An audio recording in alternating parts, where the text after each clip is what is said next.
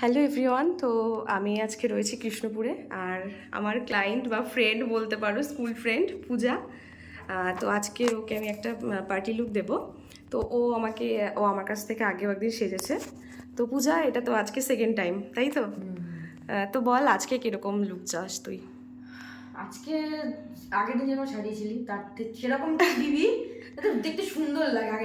আগের দিন ভালো লেগেছিল তো? খুব ভালো, খুব মিষ্টি লাগলো, সেরকম না মিষ্টি লাগে আমাকে দেখতে। আচ্ছা। আর আগের দিন তো অনেক কমপ্লিমেন্ট পেলি, সেটা তো তুই আমাকে বললি।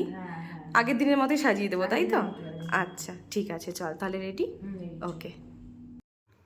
তো পূজার ফুল লুক কমপ্লিট, ওর পুরো মেকওভারটা হয়ে গেছে। তো আজকে এরকমভাবে শাড়ি পরতে চেয়েছে, আমি সেরকমই পরিয়ে দিয়েছি।